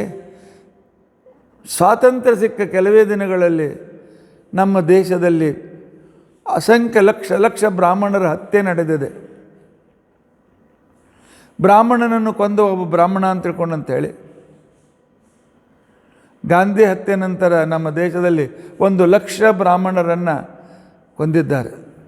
ನಂತರ ಗೌರ್ಮೆಂಟ್ ಏನು ಯಾರು ಕೊಂದಿರ್ತಕ್ಕಂಥ ಏನೂ ಕೇಸ್ ಮಾಡಲಿಲ್ಲ. ಬ್ರಾಹ್ಮಣ ದ್ವೇಷಿ ಆಗಿನ ಕಾಂಗ್ರೆಸ್ ಸರ್ಕಾರ, ಅವರಿಗೆ ನಾವು ನೆಹರು ಅಂತ ಕರಿತೇವೆ, ಮಹಾಬ್ರಾಹ್ಮಣ ದ್ವೇಷ ಅಂಥೇಳಿ ನಮ್ಮ ದೇಶ ಕೇವಲ ಮುಂಬೈಯಲ್ಲಿಯೇ 500 ಜನರನ್ನು ಗಾಂಧಿ ಹತ್ಯೆ ತಿಳಿದಾಕ್ಷಣಕ್ಕೇನೆ ಸಾವರ್ಕರ್ ಫ್ಯಾಮಿಲಿ ಇತ್ತು. ಫ್ಯಾಮಿಲಿಯಲ್ಲಿ 16 ಜನ ಇದ್ದರು. ತಮ್ಮಂದರು, ಅಣ್ಣರ, ತಂದರು, ಹೆಣ್ಣಂದರು, ಮಕ್ಕಳು ಎಲ್ಲ ಸೇರಿ ಎಲ್ಲರನ್ನು ಇದೇ ದಾದರ್ ಟಿಳಕ್ ಬ್ರಿಡ್ಜದ ಹತ್ರ ಕೊಂದಿದ್ದಾರೆ. ಕೊಂದವನು ಬ್ರಾಹ್ಮಣ ಅಂತ ತಿಳ್ಕೊಂಡಂತೇಳಿ. ಬ್ರಾಹ್ಮಣರ ತಿರಸ್ಕಾರ ಎಲ್ಲಿ ನಡೀತದೆ? ಬ್ರಾಹ್ಮಣರಿಗೆ ಎಲ್ಲಿ ಅನೇಕ ರೀತಿಯಾಗಿರ್ತಕ್ಕಂಥ ಎಕ್ಸ್ಪ್ಲೋಟೇಷನ್ ಇದೆ. ಅಂತಹ ತಮಿಳುನಾಡು, ಬಂಗಾಲದ ಕೆಲವು ಭಾಗ, ಬಿಹಾರ್ ಇವತ್ತಿಗೂ ಬರಗಾಲದ ಪ್ರದೇಶಗಳು. ಆದರೆ ಬ್ರಾಹ್ಮಣರು ಯಾವಾಗಲೂ ರಾಜರಿಂದಲೂ ಕೂಡ ಪೂಜ್ಯರು. ರಾಜರನ್ನು ಬ್ರಾಹ್ಮಣರು ಪೂಜೆ ಮಾಡಬೇಕು. ನೀ ಅಂತೂ ರಾಜ ಅಪ್ಪ, ರಾಜ ಸರ್ವಸ್ಯ ಲೋಕಸ್ಯ ಧರ್ಮಚಾರಿ ಮಹಾರಥ, ಸಂಪೂರ್ಣ ಜಗತ್ತಿನ ರಾಜ, ಸಂಪೂರ್ಣ ಜಗತ್ತಿನ ಧರ್ಮದ ವ್ಯವಹಾರವನ್ನು ಮಾಡ್ತಕ್ಕಂಥ ರಾಜ. ಆದ್ದರಿಂದಾಗಿ ನೀನು ಪೂಜ್ಯಶ್ಚ ಮಾನ್ಯಶ್ಚ ಭವಾನ್ ಪ್ರಾಪ್ತ ಪ್ರಿಯಾತಿಥಿ, ಬಂದಿರತಕ್ಕಂಥ ವ್ಯಕ್ತಿ ಅಗ್ನಿದೇವರೇ ಅತಿಥಿ ರೂಪದಿಂದ ಬಂದಿರ್ತಾರೆ ಅಂತ ತಿಳ್ಕೊಂಡು ಅಂತೇಳಿ ಶಾಸ್ತ್ರ ಹೇಳಿದಂತೆ ನೀನು ಕೂಡ ನನಗೆ ಆದರಣೀಯನೇ ಶ್ರೀರಾಮಚಂದ್ರ, ಬಂದಿದ್ದೆ ಬಹಳ ಸಂತೋಷ ಆಯಿತು. ನಿನ್ನ ದಾರಿ ಕಾಯ್ತಾ ಇದ್ದೆ. ಯಾಕೆ ನಿನ್ನ ಕೆಲಸ ಈಗ ಆರಂಭವಾಗಿದೆ. 10 ವರ್ಷದ ನಂತರ ಅಗಸ್ತ್ಯರು ಹೇಳ್ತಾರೆ ಈಗ ಆರಂಭ ಆಗಿದೆ. ಮುಖ್ಯ ಅಸುರ ದೈತ್ಯ ರಾಕ್ಷಸರ ಹನನ ನಡೀಬೇಕಾಗಿದೆ. ಬ್ರಹ್ಮದೇವರು ನನ್ನ ಹತ್ರ ವಿಷ್ಣುವಿನ ಧನುಷ್ಯವನ್ನು ಬಾಣವನ್ನು ನನ್ನ ಹತ್ರ ಅಡವು ಇಟ್ಟಿದ್ದಾರೆ. ಒಂದು ದಿನ ಬರ್ತಾರೆ ರಾಮ ಲಕ್ಷ್ಮಣರು. ಆ ವೇಳೆಯಲ್ಲಿ ಈ ಧನುಷ್ಯವನ್ನು ಆ ರಾಮನಿಗೆ ಕೊಡು ಅಂತ ತಿಳ್ಕೊಂಡು ಅಂತ ಹೇಳಿ. ಇನ್ನೊಂದು ದಿವಸ ಇಂದ್ರ ಬಂದ, 2 ಅಕ್ಷಯ ಬತ್ತಳಿಕೆಗಳನ್ನು ತೊಗೊಂಡು ಬಂದ. ಬತ್ತಳಿಕೆ ಅಂದರೆ ಬಾಣ ಇಡುವ, ಅದಕ್ಕೆ ಬತ್ತಳಿಕೆ ಅಂತ ತರ್ಕಸ್. ಅಕ್ಷಯ ಎಷ್ಟು ಬಾಣ ತೆಗೆದರೂ ತುಂಬೇ ಇರ್ತೈತದು. 2 ರಾಮಚಂದ್ರ ಸವ್ಯಸಾಚಿ, ಅರ್ಜುನನು ಕೂಡ ಸವ್ಯಸಾಚಿ.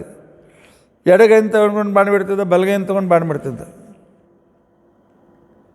ಈ ಕಡೆಯಿಂದ ಈ ಕಡೆಯಿಂದ 2 ಕಡೆಯಲ್ಲಿ ಅಂಥ ಒಂದು ಅದ್ಭುತ ಯುದ್ಧದ ಕೌಶಲ್ಯ. ಆದ್ದರಿಂದಾಗಿ ಅದನ್ನು ಅಲ್ಲದೆ ನನ್ನ ಹತ್ರ ವಾಯುದೇವರು ಕೊಟ್ಟಿರ್ತಕ್ಕಂಥ ಒಂದು ಖಡ್ಗ ಇದೆ, ಅದ್ಭುತವಾದ ಖಡ್ಗ. ಅದು ಹಿಡಿಕಿ ಬಂಗಾರದ್ದದೆ. ಅದನ್ನು ನೀನು ಕೊಡ್ತೇನೆ, ನೀನು ಯಾವ ಉದ್ದೇಶಕ್ಕೆ ಹೊರಟಿ ಗೊತ್ತಿದೆ ನನಗೆ ಅಂತ ಹೇಳಿ ಆ ಧನುಷ್ಯಗಳನ್ನು ತಂದು ಕೊಟ್ಟು, ಆವಾಗ ಅನೇನ ಧನುಷಾರಾಮ ಹತ್ವಾ ಸಂಖ್ಯೆ ಮಹಾಸುರಾನ್, ಲಕ್ಷ ರಾಕ್ಷಸರನ್ನು ಸಂಹಾರ ಮಾಡಬೇಕಾಗಿದೆ, ಅನೇಕ ಅಸುರರನ್ನು ಸಂಹಾರ ಮಾಡಬೇಕಾಗಿದೆ. ಹಿಂದಕ್ಕೆ ಇದೇ ಬಾಣದಿಂದ ಪರಮಾತ್ಮ ಕೃತಯುಗದಲ್ಲಿ ಆರಂಭದಲ್ಲಿ ಅನೇಕ ಅಸುರನ್ನು ಸಂಹಾರ ಮಾಡಿ ಇದೇ ಧನುಷ್ಯದ ಬಾಣದಿಂದ ಮತ್ತೆ ದೇವತೆಗಳಿಗೆ ಅವರ ಸಂಪತ್ತಿಯನ್ನು ವಾಪಸ್ ಬರುವಂತೆ ಮಾಡಿದ. ತದ್ಧನು, ಆ ಧನುಷ್ಯ. ಆ ನಂತರ ಇಂದ್ರ ಕೊಟ್ಟಿರ್ತಕ್ಕಂಥ ತೌ ತೂಣೀರವು, ಆ ಎರಡು ಬತ್ತಳಿಕೆಗಳು, ಶರಂ ಖಡ್ಗಂಚಮಾನದ ಮತ್ತು ಖಡ್ಗ. ಜಯಾಯ ಪ್ರತಿಗೃಹೀಶ್ವ, ನಿನ್ನ ವಿಜಯಕ್ಕೋಸ್ಕರ ಅಭಿಮಂತ್ರಣ ಮಾಡಿ ನಾನು ಕೊಡ್ತಾ ಇದ್ದೇನೆ. ಈಗ ಸದ್ಯಕ್ಕೆ ಜಗತ್ತಿಗೆ ನೀನೇ ಇಂದ್ರ, ಆ ಕಾರ್ಯವನ್ನು ಮಾಡು. ನಿನ್ನ ಜೊತೆಗೆ ಇಷ್ಟು ಕಷ್ಟಪಟ್ಟು ಬಂದಿರತಕ್ಕಂತಹ ಲಕ್ಷ್ಮಣ ಧನ್ಯ.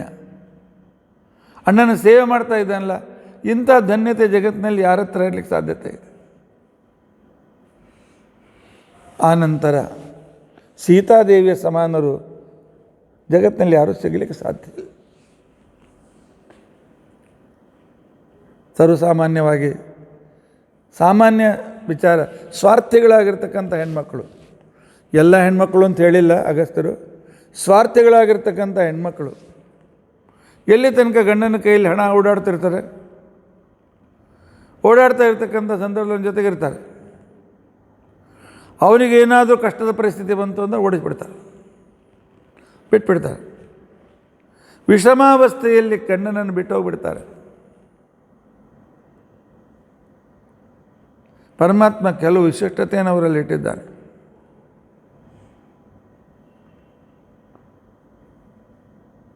ಅವರ ಮನಸ್ಸಿನಲ್ಲಿ ಚಂಚಲತೆ,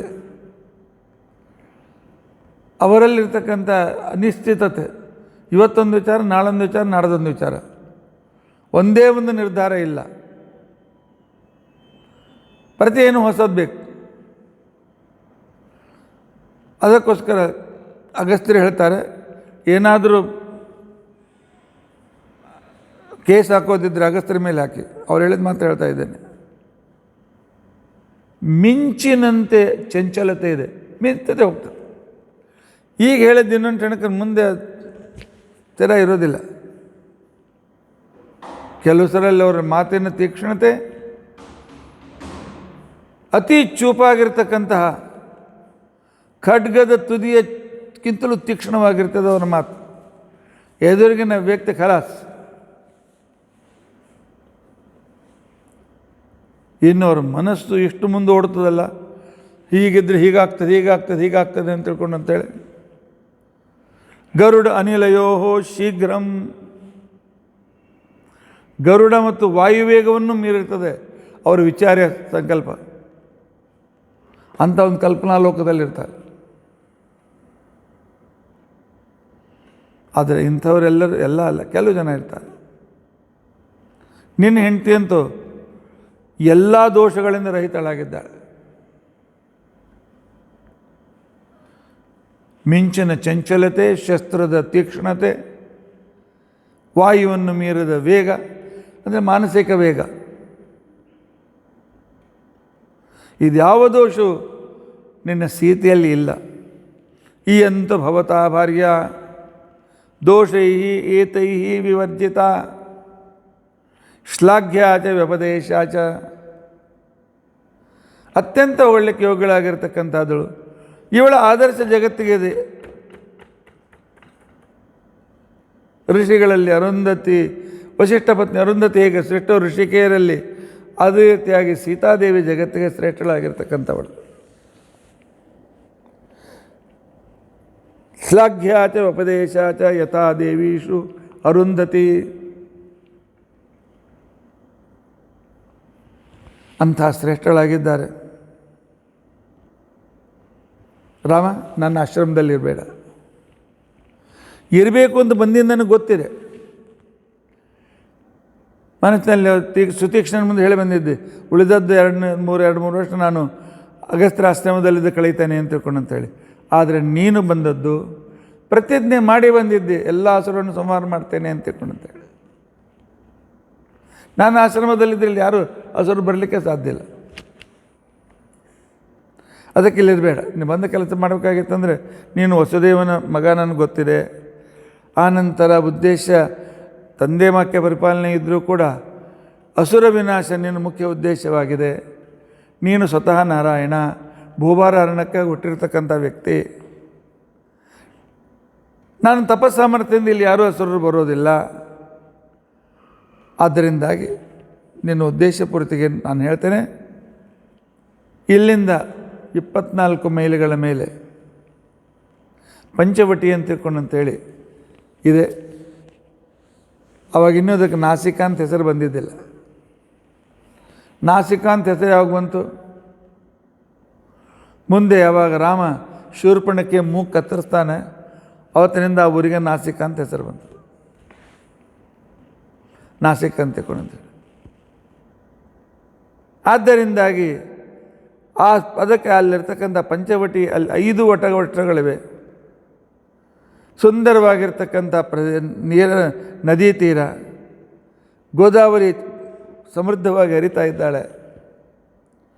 ಎಲ್ಲ ಪುಷ್ಪಗಳಿವೆ. ಈಗಿನ ಕಾಲಕ್ಕೆಲ್ಲ ಕಿತ್ಕೊಂಡು ಎಲ್ಲ ಮುಗಿ ಅಲ್ಲೇ ನಾಶ ಮಾಡ್ತಾರೆ, ಇರೋದಿಲ್ಲ. ಮೊದಲೆಲ್ಲ ನದಿ ಅಂತ ತಿಳ್ಕೊಂಡು ಕಮಲಗಳು, ಸರೋವರದಲ್ಲಿ ತಾವರೆಗಳು ಇತ್ತಾಗೆಲ್ಲ ತುಂಬಿರ್ತಿದ್ದು. ಆದ್ದರಿಂದಾಗಿ ನೀನು ಅಲ್ಲಿ ಹೋಗಿದ್ದರೆ ಅಲ್ಲಿಂದ ನಿನ್ನ ವಿಜಯ ಯಾತ್ರೆ ಪ್ರಾರಂಭವಾಗ್ತದೆ. ಇಲ್ಲಿದ್ದರೆ ನಿನ್ನ ಇಚ್ಛೆ ಪೂರ್ತಿಯಾಗೋದಿಲ್ಲ. ಅದರಿಂದಾಗಿ ರಾಮಚಂದ್ರ ನೀನು ಪಂಚವಟಿಗೆ ಹೊರಡು ಅಂತ ತಿಳ್ಕೊಂಡು ಅಂತ ಹೇಳಿದ. ಇಲ್ಲಿಂದ ಪಂಚವಟಿಗೆ ಹೊರಡು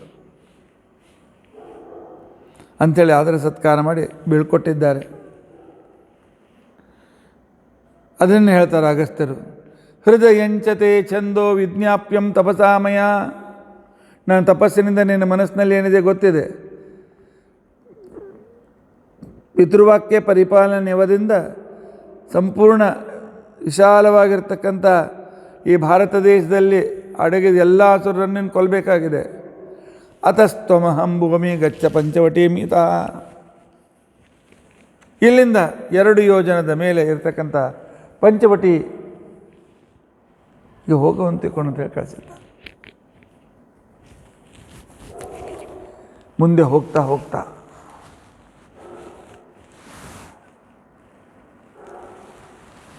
ಸೀತಾದೇವಿ ಎಡಬಿದರೆ ರಾಮ ಅಂತಕೊಂಡಂತಿದ್ಲು. ಕಾಲಿಗೆ ಮುಳ್ಳು ಚುಚ್ಚಿದ ರಾಮ ಅಂತಿದ್ಲು. ಅಯ್ಯೋ ಗಿಯ್ಯೋ ಅಂತಿಲ್ಲ. ಲಕ್ಷ್ಮಣ ರಾಮ ರಾಮ ಅಂತಕೊಂಡಂತ ಮುಂದೆ ಹೋಗ್ತಿದ್ದ. ಈ ಶಬ್ದ ಕೇಳಿ ಒಂದು ದೊಡ್ಡ ಪಕ್ಷಿಯವ್ರ ಎದುರಿಗೆ ಬಂತು. ಏನಪ್ಪ ಇದೊಂದು ರಾಕ್ಷಸ ಬಂತೇನು ಅಂತಕೊಂಡಂತೆ ವಿಚಾರ ಮಾಡುವಷ್ಟರಲ್ಲಿ ಅದು ಹೇಳ್ತದೆ, ನಾನು ದಶರಥನ ಮಿತ್ರ, ನೀವು ಯಾರಪ್ಪ? ಯುವಕರು ಒಳ್ಳೆ ರೀತಿಯಾಗಿದ್ದೀರಿ, ಏನು ಬೇಕು ನನ್ನ ಸಹಾಯ ಅಂತಕೊಂಡು ಕೇಳಿದ್ದೆ. ನಾನು ಕೇಳ್ತಾನೆ, ಹಾಗಾದರೆ ಯಾರು ನೀನು? ಹಾಗದು ತನ್ನ ಪೂರ್ಣ ಇತಿಹಾಸವನ್ನು ಹೇಳ್ತಾರೆ. ಬ್ರಹ್ಮದೇವರು ಶ್ರೇಷ್ಠ ಸಂತಾನಗಳನ್ನು ಜಗತ್ತಿಗೆ ಕೊಡಬೇಕು ಅಂತ ತಿಳ್ಕೊಂಡಂತೇಳಿ ಆ ಒಂದು ವಿಶಿಷ್ಟ ಸಾಮರ್ಥ್ಯವನ್ನು ಇಟ್ಟು ಅನೇಕ ಪ್ರಜಾಪತಿಗಳನ್ನು ಸೃಷ್ಟಿ ಮಾಡಿದರು. ಆ ಪ್ರಜಾಪತಿಗಳಲ್ಲಿ ಮೊದಲನೇ ಪ್ರಜಾಪತಿ ಅಂತ ತಿಳ್ಕೊಂಡಂತ ಕರ್ದಮರು,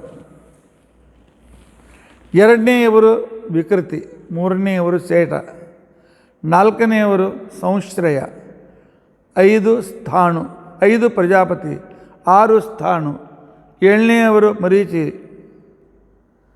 8ನೆಯವರು ಅತ್ರಿ ಋಷಿಗಳು, 9ನೆಯವರು ಕ್ರತು ಋಷಿಗಳು, 10ನೆಯವರು ಪುಲಸ್ತ ಋಷಿಗಳು, 11ನೆಯವರು ಅಂಗಿರಸ ಋಷಿಗಳು, 12ನೆಯವರು ಪ್ರಚೇತ ವರುಣ, 13ನೆಯವರು ಪುಲಹ, 14ನೆಯದು ದಕ್ಷ,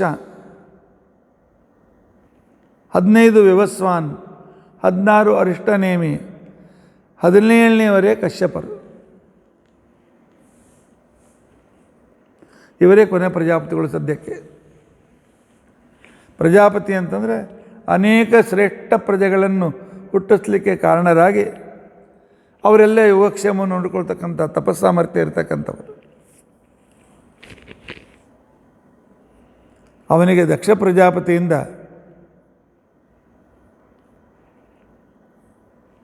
ಇಲ್ಲಿ 8, ಕೆಲವು ಕಡೆ 10 ಅಂತ ಕೊಡಂತ ಹೇಳ್ತಾರೆ. 4 ಅರಿಷ್ಟನೇಮಿಗೆ ಕೊಟ್ಟು ಮದುವೆ ಮಾಡಿದರು ಅಂತಂತಾರೆ. ಕಶ್ಯಪರ ಹೆಸರೇ ಅರಿಷ್ಟನೇಮಿ ಇನ್ನೊಂದು.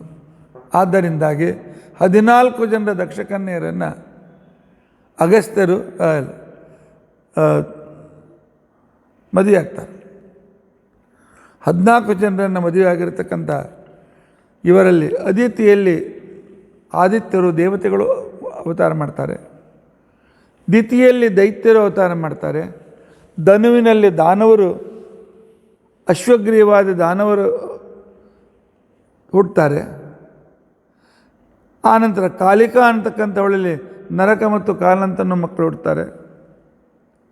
ತಾಮ್ರ ಅಂತಕ್ಕಂಥವಳಲ್ಲಿ ಕ್ರೌಂಚ ಪಕ್ಷಿ, ಆನಂತರ ಪಾರಿವಾಳಗಳು, ಹದ್ದುಗಳು, ಆನಂತರ ಹಂಸಗಳು, ಗಿಳಿಗಳು, ಇವರ ಮೂಲ ರೂಪವಾಗಿರ್ತಕ್ಕಂಥವ್ರು ಹುಡ್ತಾರೆ. ಅವರ 6ನೇ ಹೆಂಡತಿಯಲ್ಲಿ ಕದ್ರು, ನಾಗರು ಇತ್ಯಾದಿಗಳು ಹುಡ್ತಾರೆ. ಇನ್ನೊಬ್ಬಳ ಹೆಂಡತಿಯಲ್ಲಿ ಅನೇಕ ರೀತಿಯಾಗಿರ್ತಕ್ಕಂಥ ಮೃಗಗಳು, ಜಿಂಕೆ, ಬೆಕ್ಕು, ನರಿ ಇತ್ಯಾದಿಗಳು ಇವರೆಲ್ಲರೂ ಹುಟ್ಟುತ್ತವೆ. ಆನಂತರ ಅದೇ ಕಶ್ಯಪರ ಇನ್ನೊಬ್ಬಳು ಪತ್ನಿ ಹೆಸರು ವಿನತಾ ಅಂತ ತಿಳ್ಕೊಂಡಂತೇಳಿ. ವಿನತೆಗೆ 2 ಮಕ್ಕಳು ಅಂಡಜ ತತ್ತಿ ರೂಪದಿಂದ ಹೊರಗೆ ಬಂದು ಹುಟ್ಟಿದಂಥವರು ಅರುಣ ಮತ್ತು ಗರುಡ. ಆ ಅರುಣನಿಗೆ 2 ಮಕ್ಕಳು, ಒಬ್ಬನು ಸಂಪಾತಿ, ಇನ್ನೊಬ್ಬನು ಜಟಾಯು. ಸಂಪಾತಿ ಅಣ್ಣ, ಜಟಾಯು ತಮ್ಮ. ಅದೇ ಜಟಾಯು ನಾನು. ಎಷ್ಟೋ ಸಂದರ್ಭದಲ್ಲಿ ನನ್ನ ರಕ್ಷಣೆಯನ್ನು ನಿಮ್ಮಪ್ಪ ಮಾಡಿದ್ದಾರೆ, ಆದ್ದರಿಂದ ಅವರು ನಿಮ್ಮ ಅಪ್ಪನ ಸೇವೆ ಮಾಡಬೇಕು ಅಂತ ನಾನು ಸಿದ್ಧನಿದ್ದೇನೆ.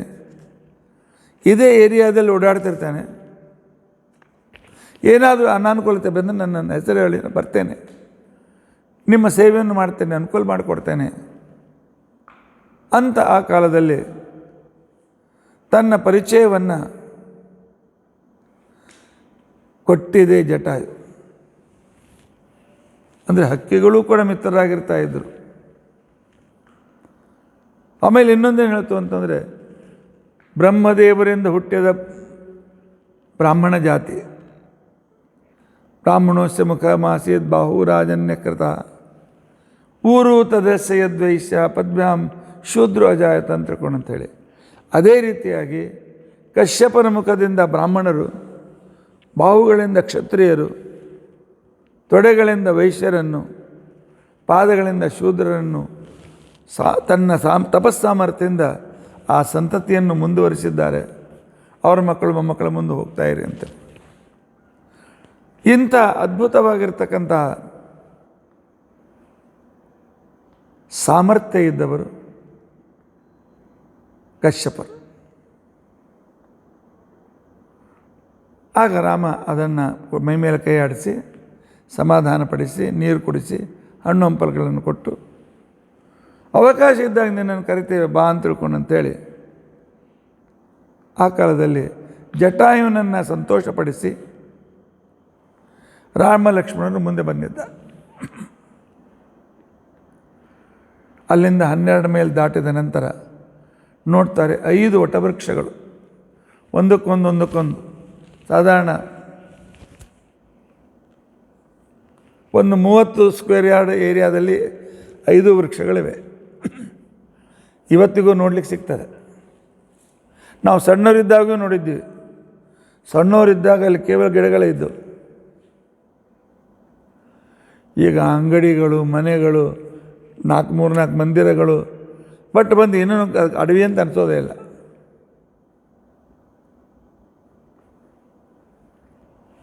ಇಂಥ ಸಂದರ್ಭದಲ್ಲಿ ಅಲ್ಲಿ ಲಕ್ಷ್ಮಣ ಬಹಳ ಸುಂದರವಾಗಿರ್ತಕ್ಕಂಥ ಕುಟೀರವನ್ನು ಕಟ್ಟಿದ್ದಾನೆ.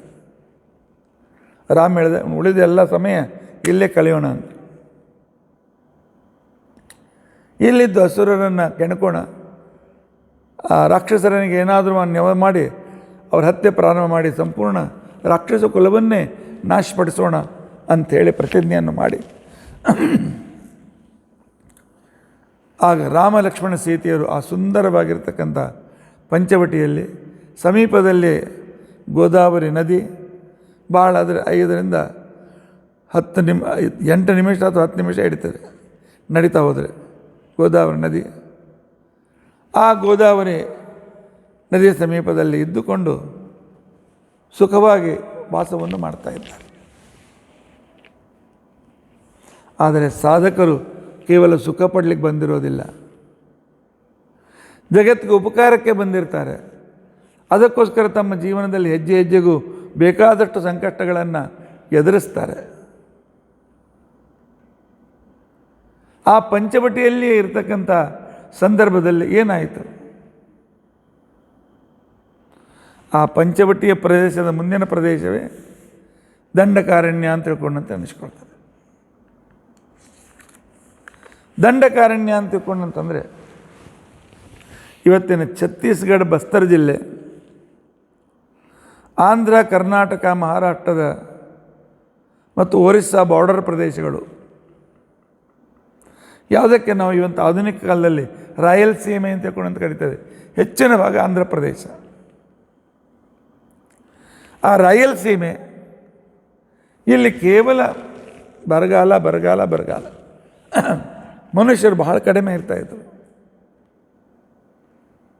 ರಾಕ್ಷಸರು ಆವರಿಸಿರ್ತಕ್ಕಂಥ ಜಾಗ ಇದು. ಯಾಕೆಂದ್ರೆ ಎಲ್ಲಿ ನೋಡಿದಲ್ಲಿ ಕಲ್ಲು ಭೂಮಿ. ಯಾಕಪ್ಪ ಈ ರೀತಿಯಾಗಿ ಸೃಷ್ಟಿ ಮಾಡ್ತಾರೆ ದೇವರು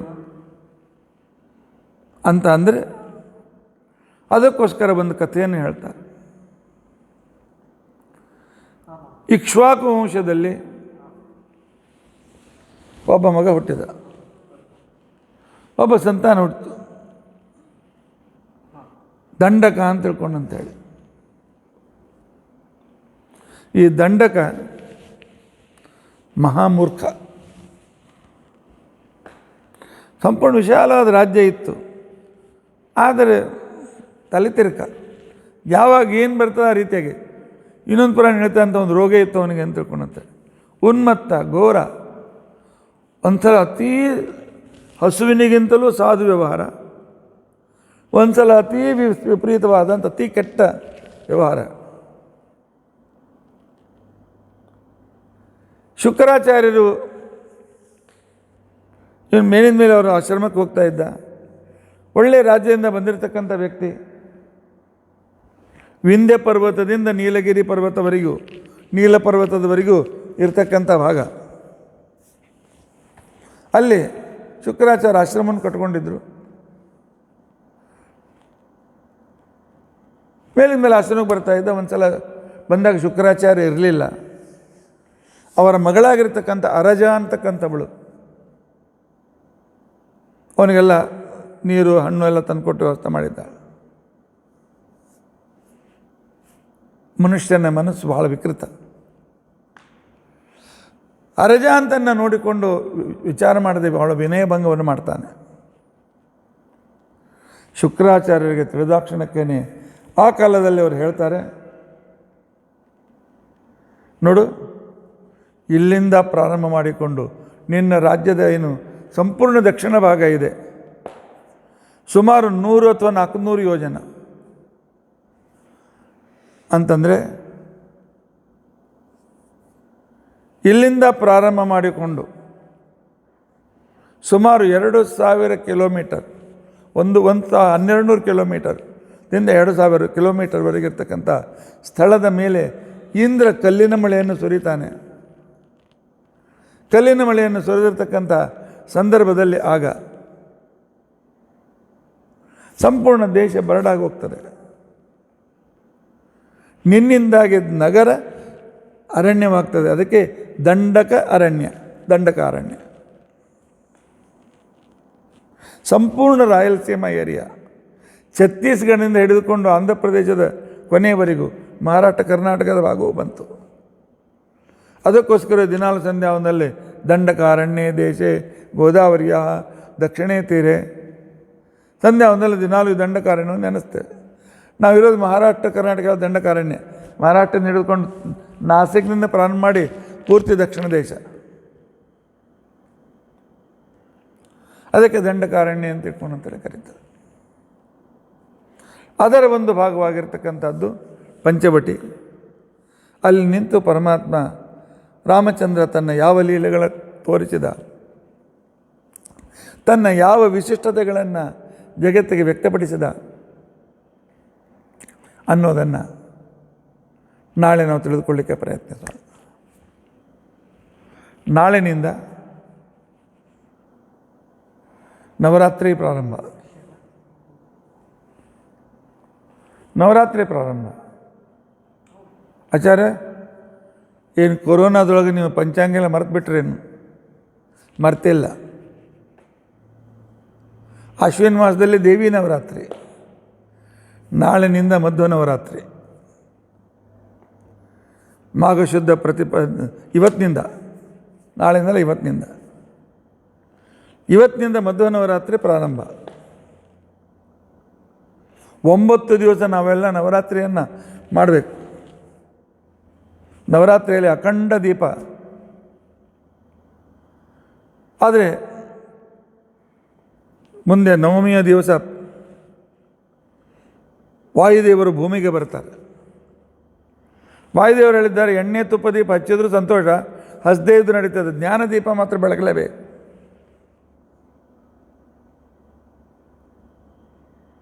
ಅದಕ್ಕೋಸ್ಕರ ಭಾಗವತದ ಜೊತೆಯಲ್ಲಿ 9 ದಿವಸದ ಒಂದು ಪ್ರವಚನ ಮಾಲಿಕೆ. ಮಧ್ವಾಚಾರ್ಯ ಚರಿತ್ರೆ ಎಲ್ಲರಿಗೂ ಗೊತ್ತಿದೆ. ಆದರೆ ಮಧ್ವಾಚಾರ್ಯರ ಸಿದ್ಧಾಂತ ಅವರು ಬರೋಕ್ಕಿಂತ ಮೊದಲಿರ್ತಕ್ಕಂಥ ಏನು ಸಾಂಖ್ಯ, ಸೇಶ್ವರ ಸಾಂಖ್ಯ, ನಿರೀಶ್ವರ ಸಾಂಖ್ಯ, ಯೋಗ, ವೈಶೇಷಿಕ, ಆನಂತರ ನ್ಯಾಯ, ಪೂರ್ವಮೀಮಾಂಸ, ಉತ್ತರ ಮೀಮಾಂಸ, ಆದಮೇಲೆ 21 ಭಾಷ್ಯಗಳು. ಆ ಸಿದ್ಧಾಂತಗಳಲ್ಲಿ ನ್ಯೂನತೆಗಳೇನು, ಆ ಸಿದ್ಧಾಂತದಲ್ಲಿ ಏನು ಅನಾನುಕೂಲತೆ ಇತ್ತು, ಆಚಾರ್ಯ ಸಿದ್ಧಾಂತ ಎಷ್ಟು ಸರಿ ಅನ್ನೋದನ್ನು ಸುಮಧ್ವ ವಿಜಯದಲ್ಲಿ ನಾರಾಯಣ ಪಂಡಿತಾಚಾರ್ಯರು 15ನೇ ಸರ್ಗದಲ್ಲಿ ಆಚಾರ್ಯರ ಪ್ರವಚನ ರೂಪದಲ್ಲಿ ಎಲ್ಲ ಮತಗಳನ್ನು ಖಂಡಿಸ್ತಾ ವಿಷ್ಣು ಸರ್ವೋತ್ತಮತ್ವವನ್ನು ಹೇಗೆ ಸ್ಥಾಪನೆ ಮಾಡಿದರು ಅಂತ ತಿಳ್ಕೊಂಡು ಅಂತೇಳಿ ಸುಮಾರು 60-65 ಶ್ಲೋಕಗಳಲ್ಲಿ ಎಲ್ಲ ಪೂರ್ವಪಕ್ಷ ಸಿದ್ಧ ಮತಗಳನ್ನು ಹೇಳ್ಕೋತಾ ಅದನ್ನು ಖಂಡನೆ ಮಾಡ್ತಾ ತಮ್ಮ ಸ್ಥಾಪನೆ ಮಾಡ್ತಾರೆ. ಅಲ್ಲಿ ಶ್ರವಣಕ್ಕೆ ಬಂದಿರತಕ್ಕಂಥವರು ಆಗಿನ ಕಾಲದ ಅದ್ವೈತ ಮತದ ಅತಿ ಶ್ರೇಷ್ಠ ವಿದ್ವಾಂಸರಾಗಿರ್ತಕ್ಕಂಥ ತ್ರಿವಿಕ್ರಮ ಪಂಡಿತಾಚಾರ್ಯರು. ವಾದ ಆದದ್ದು ಇವರು ಪ್ರವಚನ ಮುಗಿದ ಮೇಲೆ. ಆದರೆ ನಾವು ಮತ್ತು ಸ್ವಲ್ಪ ಸುಲಭತೆಗೋಸ್ಕರ ಪೂರ್ವಪಕ್ಷದಿಂದ ಪ್ರಶ್ನೆ ತ್ರಿವಿಕ್ರಮ ಪಂಡಿತಾಚಾರ್ಯ ಮಾಡ್ತಾರೆ. ಅದಕ್ಕೆ ಉತ್ತರ ಮಧ್ವಾಚಾರ್ಯ ಹೇಳ್ತಾರೆ, ತ್ರಿವಿಕ್ರಮ ಪಂಡಿತಾಚಾರ್ಯರು ಮಧ್ವಾಚಾರ್ಯರ ಸಂವಾದ ರೂಪದಿಂದ ತ್ರಿವಿಕ್ರಮ ಮಧ್ವ ಸಂವಾದ ಅಂತ ತಿಳ್ಕೊಂಡು ಅಂತೇಳಿ ಈ 9 ದಿನಗಳಲ್ಲಿ ಸಿದ್ಧಾಂತದ ಪ್ರಮೇಯಗಳು ಸ್ವಲ್ಪ ವೃಕ್ಷ ಅನ್ನಿಸ್ತದೆ, ಇಂಟ್ರೆಸ್ಟ್ ಇಲ್ಲದೇ ಇದ್ದಂಥವರಿಗೆ. ಉಳಿದ ಮತಗಳಲ್ಲಿದ್ದ ನ್ಯೂನತೆಗಳೇನು, ಅವರ ಅಭಿಪ್ರಾಯ ಏನು, ಆಚಾರ್ಯ ಅದನ್ನು ಹೇಗೆ ಖಂಡನೆ ಮಾಡಿದರು, ಆಚಾರ್ಯರ ವೈಶಿಷ್ಟ್ಯ ಏನು ಅನ್ನೋದನ್ನು ದಿನಕ್ಕೆ 45 ನಿಮಿಷದಿಂದ ಅತಿ ಹೆಚ್ಚಂದರೆ 1 ತಾಸು. ಮಧ್ವ ವಿಜಯದ 15ನೇ ಸರ್ಗದ ತ್ರಿವಿಕ್ರಮ ಮಧ್ವರ ಸಂವಾದ. ಏನ್ರಿ ಆಚಾರ್ಯ 1 ತಾಸು ಕೇಳ್ತೀವಿ, ಇನ್ನೊಂದು ತಾಸು ಹೆಂಗೆ ಕೊಡೋದು, ಅದು ಬೆಳಗ್ಗೆ ಇಟ್ಟುಕೊಂಡಿರ್ತೀವಿ, ಮನೆ ಕೆಲಸ ಬಿಟ್ಟು ಯಾಕೆ ಕೊಡಬೇಕು ಅಂತ ಹೇಳಿ ಚಿಂತೆ ಮಾಡಬೇಡಿ. ಈ ತ್ರಿವಿಕ್ರಮ ಮಧ್ವ ಸಂವಾದ ರೂಪದ ಮಧ್ವ ನವರಾತ್ರಿಯ ಜ್ಞಾನ ಸತ್ರದ ಈ ಪ್ರವಚನವನ್ನು ಸಾಯಂಕಾಲ 5ರಿಂದ 6ರವರೆಗೂ ನಾವು ಪ್ರಕ್ಷೇಪ ಮಾಡ್ತೇವೆ. ಬೆಳಗ್ಗೆ ಪ್ರತಿ ದಿವಸದಂತೆ 8:30ರಿಂದ 9:00 ಭಾಗವತ ಇದ್ದೇ ಇರ್ತದೆ, ಇದಕ್ಕೆ ಖಂಡ ಆಗೋದಿಲ್ಲ. ಮಧ್ವನವಮಿ ಅಂಗವಾಗಿ, ಯಾಕೆಂದರೆ ನಿಜವಾಗಿ 9 ದಿನ ಎಲ್ಲ ನಿಮ್ಮೆಲ್ಲರನ್ನು ಕರೀಬೇಕು, ಬ್ರಾಹ್ಮಣರನ್ನು ಕರೀಬೇಕು, ಎಲ್ಲರ ಜೊತೆಯಲ್ಲಿ ಅಭಿಷೇಕ, ಪಲ್ಲಕ್ಕಿ ಉತ್ಸವ, ಬ್ರಾಹ್ಮಣ ಭೋಜನ ಆಗಬೇಕು. ಆದರೆ ಇನ್ನೂ ಕೊರೋನಾ ಕ್ಲಿಯರ್ ಆಗಿಲ್ಲ. ಉಳಿದ ಕಡೆಯಲ್ಲಿ ಆಗ್ತಾಯಿದೆ, ಬೊಂಬೈಯಲ್ಲಿ ಇನ್ನೂ ಆಗಿಲ್ಲ. ಅದರಲ್ಲಿ ನಾವು ಇರ್ತಕ್ಕಂಥ ಸ್ಥಳದಲ್ಲಿ ಇನ್ನೂ ಸಾಕಷ್ಟು ಸುತ್ತಲೂ ಅನೇಕ ಕೇಸ್ಗಳಿವೆ. ಆದ್ದರಿಂದ ಈ ಸಲವೂ ಕೂಡ ಮಧ್ವನವಮಿ ನಿಮಗೆ ನಾವು ಫಿಸಿಕಲ್ಲಾಗಿ ಕರೀಲಿಕ್ಕೆ ಆಗೋದಿಲ್ಲ. ಆದರೆ ಮಧ್ವನವಮಿ ದಿವಸ ಪವಮಾನ ಹೋಮ ತಪ್ಪದೇ ಇರ್ತದೆ. ಈ 9 ದಿವಸ ತ್ರಿವಿಕ್ರಮ ಮಧ್ವರ ಸಂವಾದ ರೂಪವಾದಂಥ ತತ್ವಜ್ಞಾನದ ಒಂದು ವಿಶಿಷ್ಟವಾದಂಥ ಒಂದು ರೂಪಕ ನಿಮ್ಮ ಎದುರಿಗೆ ಇಡಲಿಕ್ಕೆ ಪ್ರಯತ್ನ ಮಾಡಬೇಕು ಅಂತ ತಿಳ್ಕೊಂಡು ಅಂತೇಳಿ ಪರಮಾತ್ಮ ಪ್ರೇರಣೆ ಮಾಡಿದ್ದಾನೆ. ಆದ್ದರಿಂದ ಇವತ್ತು ಸಾಯಂಕಾಲ 5ರಿಂದ 6, ಅದರಂತೆ 9 ದಿವಸ ಈ ಕಾರ್ಯಕ್ರಮ ನಡೀತದೆ. ತಪ್ಪದೇ ನೀವೆಲ್ಲ ಶ್ರವಣ ಮಾಡಿ. ಆ ವೇಳೆಯಲ್ಲಿ ಕೆಲಸಕ್ಕೆ ಹೋಗೋರು ಮನೆಗೆ ಬರಲಿಕ್ಕಾಗದೇ ಇದ್ದರೆ ಮನೆಗೆ ರೆಕಾರ್ಡೆಡ್ ಇರ್ತದೆ, ಮನೆಗೆ ಬಂದಾಗ ಕೇಳಿ. ಯಾವಾಗ ನಿಮಗೆ ಅವಕಾಶ ಸಿಗ್ತದೆ ತಪ್ಪದೇ ಕೇಳಿ. ಬರೀ ಕಥೆಗಳನ್ನೆಲ್ಲ ತತ್ವಗಳನ್ನು ನಾವು ತಿಳಿದುಕೊಳ್ಬೇಕು. ತತ್ವದ ಜ್ಞಾನ ಎಲ್ಲರಿಗೂ, ಹೆಣ್ಣು ಮಕ್ಕಳು ಗಂಡಸರು ಎಲ್ಲರಿಗೂ ಇರಲೇಬೇಕು. ಅದನ್ನು ತಿಳಿದುಕೊಳ್ಳಲಿಕ್ಕೆ ಪ್ರಯತ್ನಿಸೋಣ. ಅದ್ಯ ಕಥಾ ಪ್ರಸಕ್ತಿ ಶ್ರೀಕೃಷ್ಣಾರ್ಪಣಮಸ್ತು.